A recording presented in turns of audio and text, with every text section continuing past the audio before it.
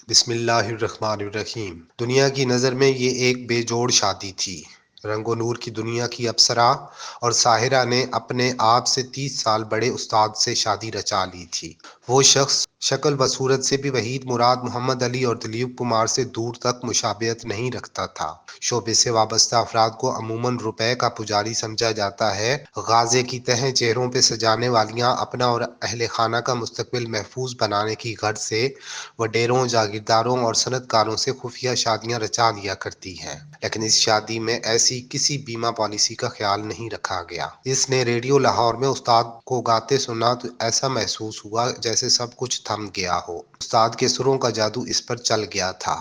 وہ بے خود ہو گئی۔ اس کی روح اور دل و دماغ اس سے سوال کر رہے تھے کہ کیا کوئی ایسے بھی گا سکتا ہے؟ اس نے اسی لمحے فیصلہ کر لیا کہ وہ سب کچھ چھوڑ دے گی۔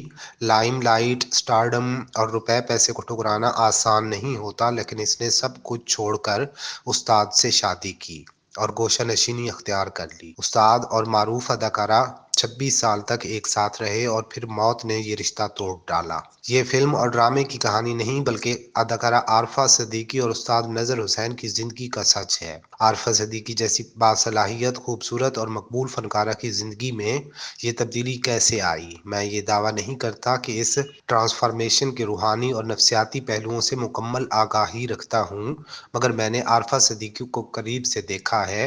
شاید وہ جوار بھاٹے عشق سمندر میں غرق ہونے کے اشارے تھے جو میں نے دیکھے تھے۔ یہ وہ زمانہ تھا جب مجھے صحافت سے وابستہ ہوئے ابھی 2-3 سال ہوئے تھے، لیکن عارفہ اس وقت کی سپر سٹار تھی۔ مختلف ٹی وی ڈراموں میں عارفہ نے فردوس جمال، عابد علی اور کوی خان جیسے مسند اداکاروں کے سامنے جاندار پرفارمنس سے اپنے آپ کو منوا لیا تھا۔ ببو برال اور برادرم سہیل احمد اس وقت تک سٹارز نہیں بنے تھے، مگر دونوں عارفہ کے بہت قریب تھے۔ ببو برال تو عارفہ کے عشق میں بری طرح مبتلا تھا۔